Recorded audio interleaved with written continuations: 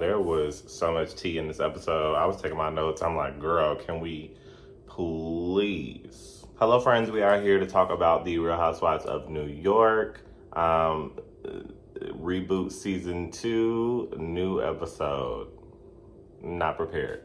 So we start with the episode. We've got UBAH and Sai, and essentially they're talking about UBAH and her man. Again, not trying to be the dead horse, but just super not interested in that storyline.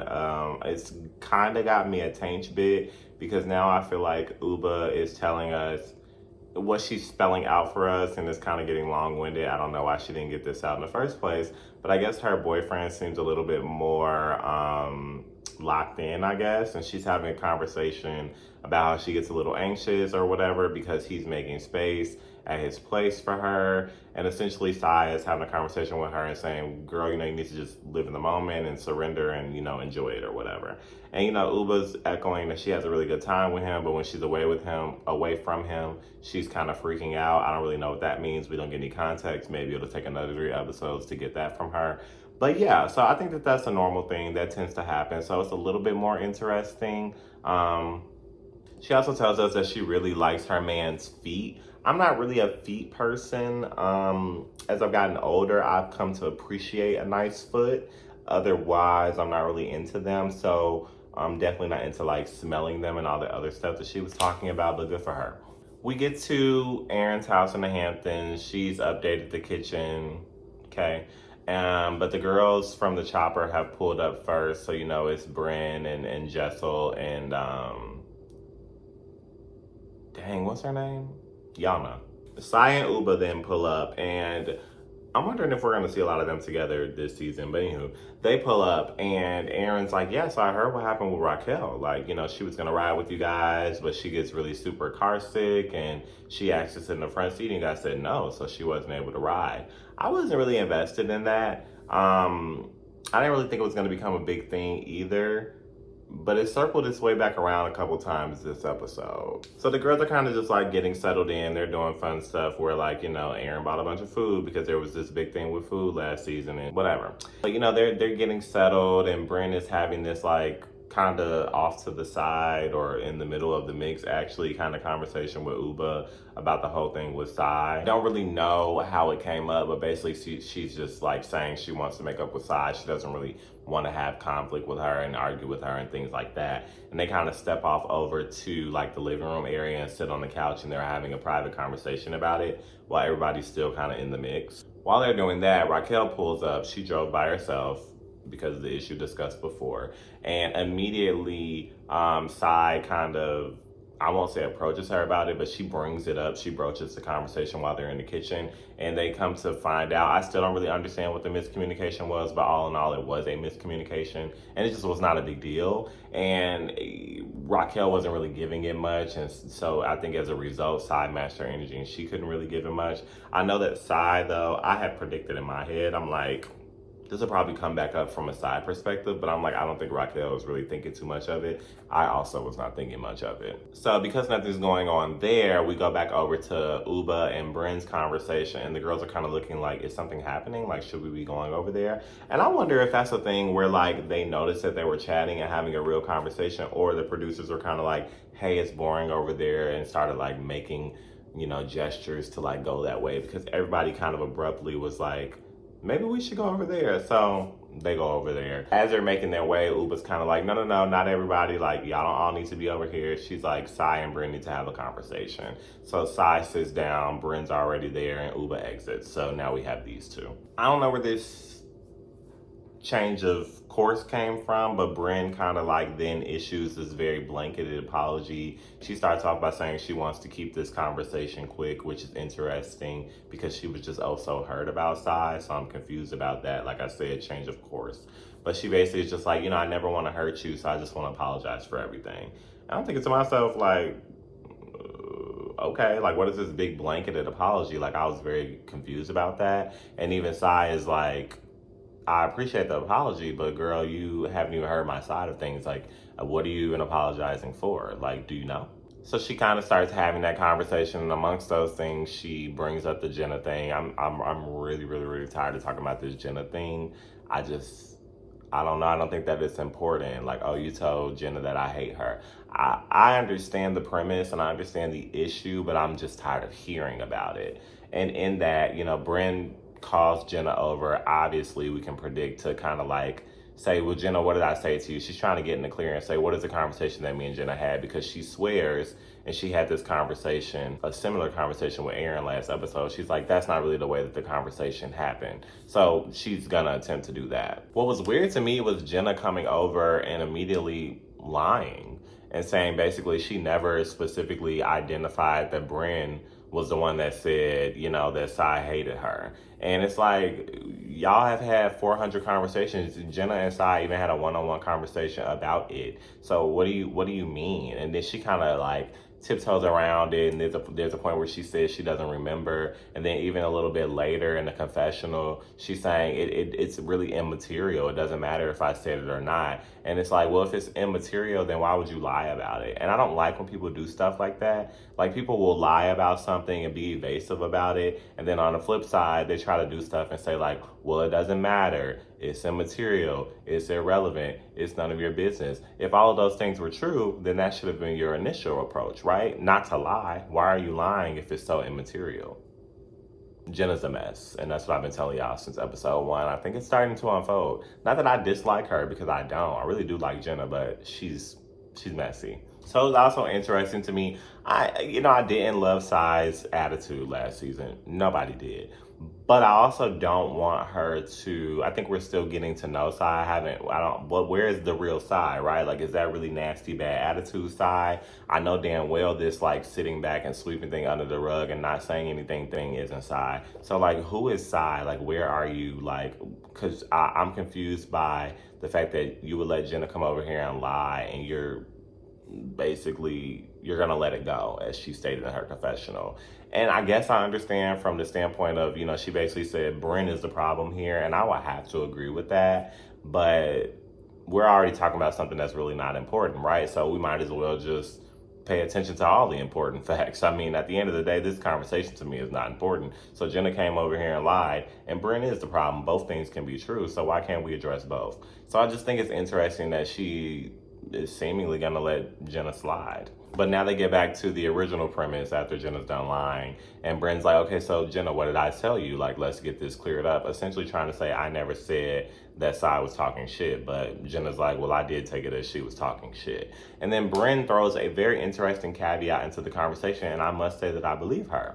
Essentially, she explains that Jenna was coming to BRYNN, and basically being open and saying, hey, a lot of people in my circle or wherever, or whoever the hell in the streets of New York or wherever, have been telling me that Sai, talks shit about me and doesn't like me. And so in response to that, BRYNN was like, well, yes, she's also said that to me. So that's a very interesting caveat. And still, Sai is not really addressing that. Because Sai is following, I'm liking it in the context. And she's like, oh, essentially, so yeah, everybody was saying stuff and you just decided to pile on once Jenna came to you. And this is what gets BRYNN like riled up. She's like, so you're just going to skip over the fact that Jenna is the one that broached this conversation with me, and that she's heard this from several people. And because I'm, what she said, like the 77th person that said something, is this big issue.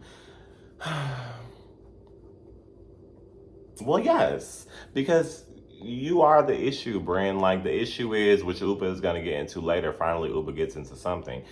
You run your mouth. You always run your mouth. You always start and stuff. So yes, that is an issue, but it's also an issue that Jenna came to you about it. I already said that. I mean, I understand that Sai is not saying that, so I get that BRYNN's upset. But I think BRYNN has an issue with taking ownership first. So Aaron kind of comes in. At first I was like, why is Aaron in it? But I forgot. I'm like, we're in her house. This is her trip. So that makes sense.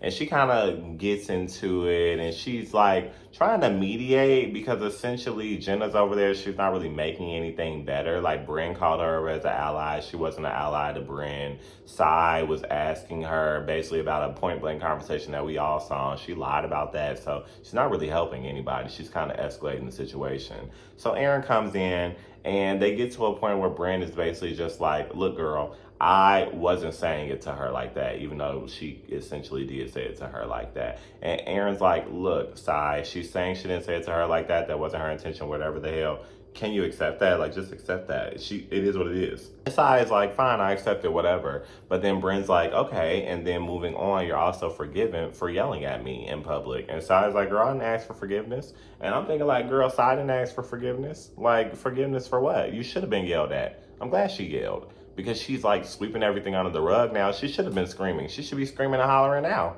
at you and Jenna. So they don't really get anywhere. But later on,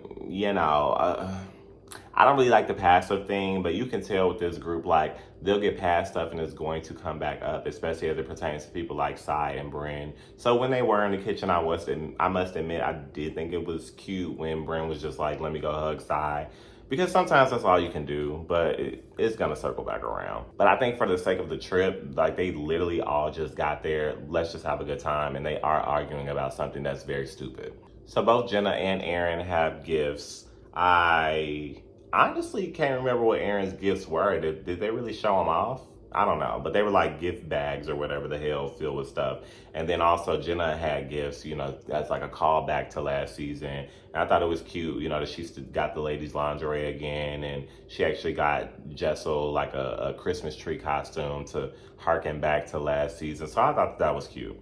We get to dinner and I'm like, thank God we get to learn more about Raquel, because she came into the house and she had the conversation with Sai, but it kind of just got swept over, and it just felt like she wasn't engaged. And then even when all this craziness was happening in the house, it just felt like she wasn't around. So I'm like, but thank God Brynn is like, starting some conversation and talking to her, and we get to learn more about her and where she's from. And I thought it was interesting to hear about her career, because that's not like a doctor, lawyer, or, whatever. Like, you kind of assume what they do. Like, what do you do and how did you even get into this? So it's interesting to hear, that as a art collector, a lot of people wouldn't sell to her. And she said it's still a problem as not only a woman, but a Black woman. And, she started her own collection, took the initiative, started her own collection of art, and museums started to reach out to her. And I really was listening to the story because it was very interesting to me.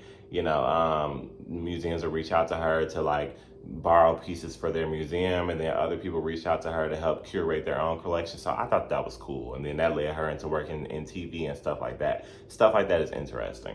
She also was a model back in the 90s. All this is important to me because I feel like this goes into the story, and you need to know who these people are. You need to know context. So I took very distinct notes about that, because I'm begging to know about the lady, and I'm like, what is she here for? And she's telling us, so I think that we should listen. I also feel like her engagement ring is gorgeous. So then we also get, which I thought was initially good, but the way they kind of did this, we get Raquel's story, which is kind of like this type of story, but then Rebecca's story, and she was kind of talking about, which was still interesting, but it was kind of all over the place, but interesting, hard to track. But just kind of talking about how she got to New York, and basically she met this guy. He had a really nice apartment, and they're like, that's very New York, and it is very New York, honey. It's one thing to find a man, it's another thing to find a nice apartment, baby. If you can get both, do your thing. So I guess she had been living somewhere, like she had a room in a shared space, and she gave that up thinking that she was gonna go move in with dude. And then she went to go move on with dude, and he was like, oh, I'm not really giving that. So she was out of house and home. We didn't get the end of that story, but it was interesting to hear. And then she also talked about, I care more about like what makes you who you are, but how you got to New York, that's cool, whatever, that's a cool quirk. But like, she talks more about how when she was younger, she lost her virginity at 16 because her parents made this deal with her that if she didn't do drugs, she could get on birth control. So I guess that started at 16 and she started having sex. And the girls were kind of acting like that was weird. I can understand from a standpoint of like, okay, if I have a child, I don't necessarily want to encourage them to have sex, but also I feel like that's an honest conversation to have with a child, or let's say a teenager. I don't want to say child as it pertains to sex, but like a teenager, like once you get to the age of 16, I think you could start assuming that they probably want to be sexually active, or at least are interested in it. So why not have that conversation with them? So I don't think that was a big deal. I'm hoping that Rebecca is not somebody that they start picking at. I admit that her story is a little quirky in the way that she does seem like she still has her bed frame from when she was 16. Okay. That's interesting. So I hope that because she's kind of like different on a different plane than them, they don't just start picking at her like with the Scientology thing. Because I also don't find that to be very compelling. I don't care. And that night, there in the kitchen is Uba, Jessel, and Aaron. Jessel's minding her business, having a snack, honey. And Uba's trying to get into the tea. She's like, so do y'all really think that like this whole BRYNN and Psy thing is resolved? They got pretty loud. I'm jumping forward, but they got pretty loud, and I was confused. Like, damn, Psy can't hear none of this. But BRYNN comes in, and she's like, "What are you guys talking about?" They're like, "Oh, we're just talking about you," and basically explain like, Aaron's like, well, I think it's cool. Jess was pretty much eating her snacks. And Uba's like, it's not cool. Like, girl, did y'all not see the body language? Like, and she's also like, I started out that conversation and I'm sharing a room with Sai. So I'm getting all of the different angles. And it's definitely not cool. And she acknowledges what I just said. Like, at this point, Sai is just kind of like not really addressing it though. Then she highlights, which I'm liking because I'm seeing it as well. I'm like, where is Uba? Like, what she got going on? And she highlights, the issues that are going on with the group and mistrust and why she doesn't really want to open up with the girls and basically why she's being so damn boring. And Aaron's like, yeah, girl, what's going on with that? And I'm like, yeah, girl, what is going on with that? Essentially, and while BRYNN's there, she's just like, y'all are doing all of this lying and this, like, she talks about the pigeon thing, which makes sense now, so I think that's funny. But yeah, she's like, y'all do all this lying and this playing telephone, like, it's just too much. And I can't really get into it.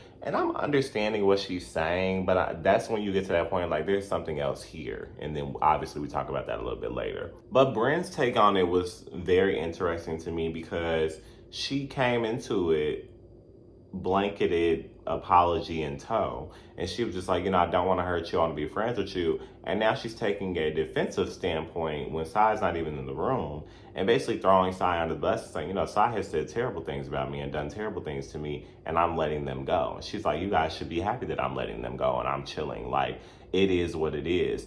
And that's just not the way that you apologize to somebody and move forward, right? Like, you can't apologize to somebody for your doing and say you want to move forward. Granted, that doesn't mean that they haven't done anything wrong, but you can't apologize and say we're good. And then when somebody is kind of like challenging it, you can't be like, well, they did this to me and they did this to me. Like, so are you resolved or not?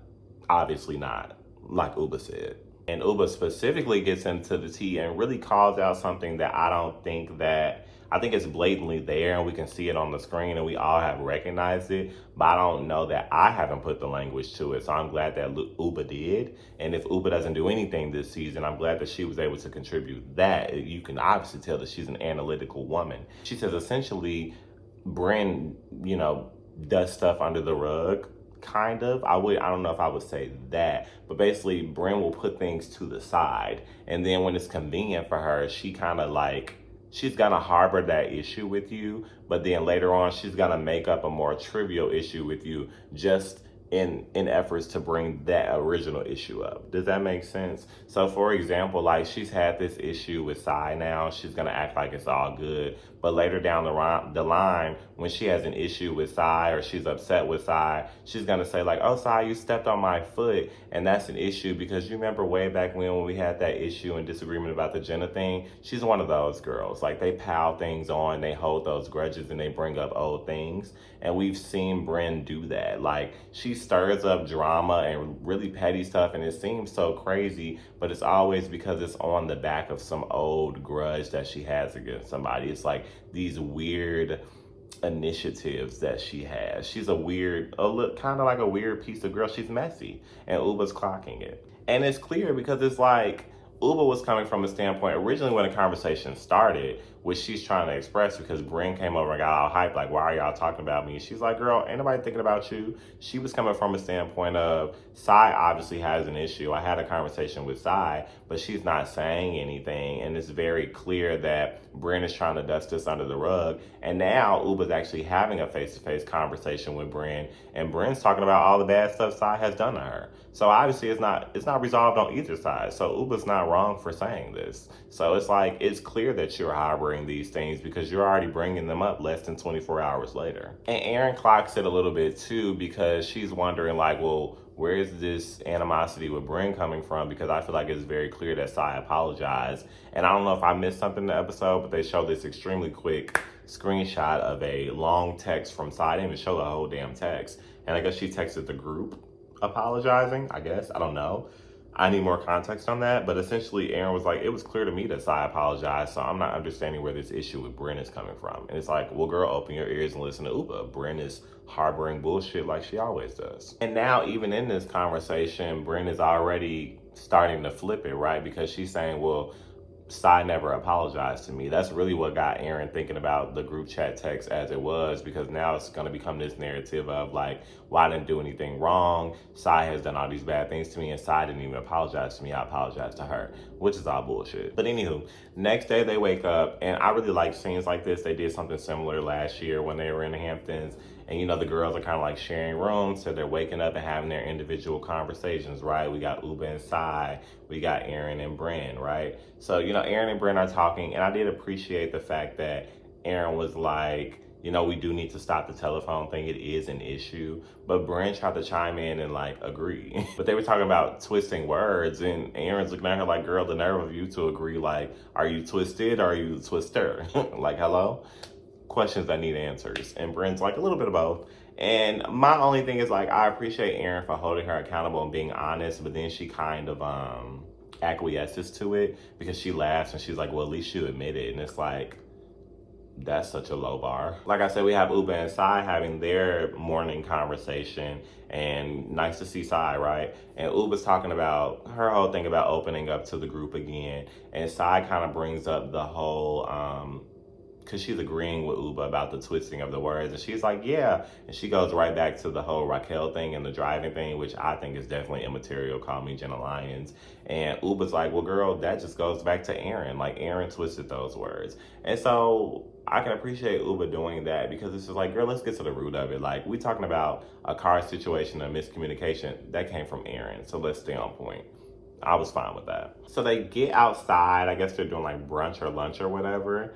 And I was living for this. It was like primetime Housewives. Aaron and Jenna are like going back and forth in like a kiki, like a fun shade about coins, honey. And you can tell they are very serious about it. And it's funny because both of them have been the talk a little bit this season about potential money things. And they're going back and forth at each other. And BRYNN started it off though. BRYNN's like, hey, Jenna, is your car gonna break down? And she's like, well, no, I only drive that car around Aaron so she can call my Uber.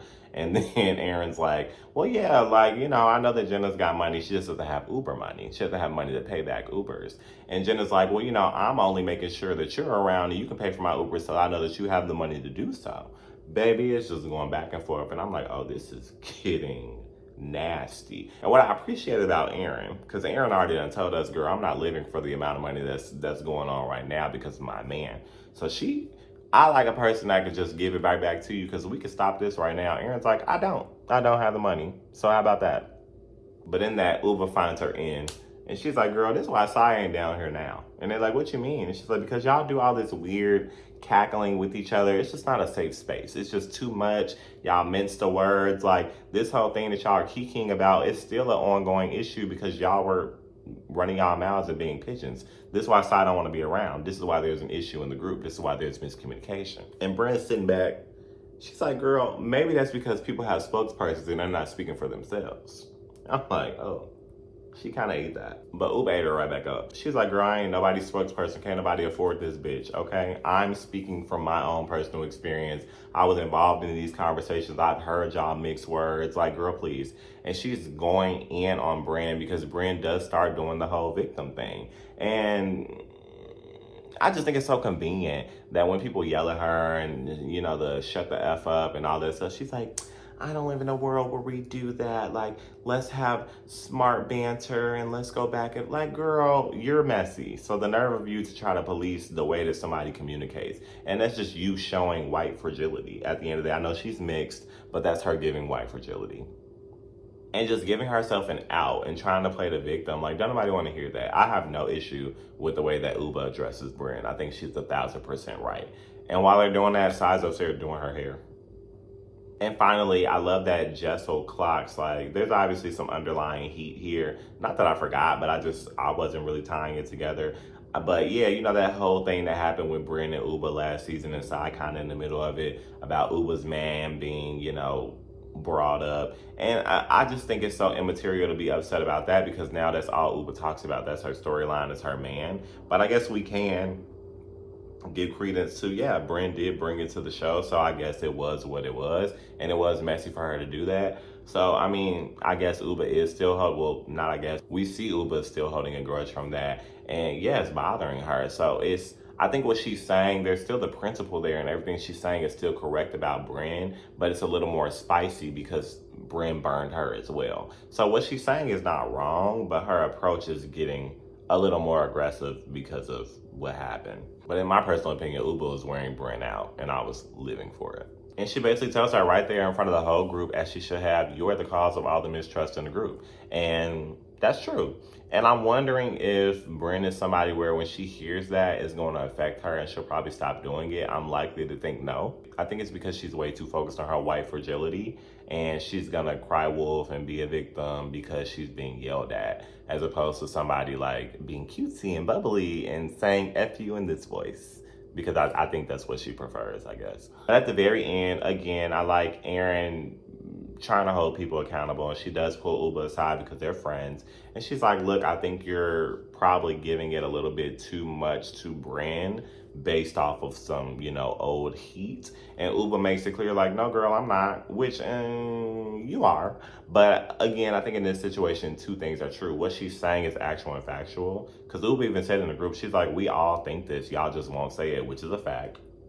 But also, like I said, there's extra seasoning because of what happened with the man thing at the finale last season. So UBA ain't wrong at the end of the day. So I thought that this was a great episode. I thought it was fantastic. Honestly, they can stay in the Hamptons all season. It's still New York, and I will watch it. Again, haters gonna hate. I don't know why the girls still don't want to watch this show. I think it's really, really good.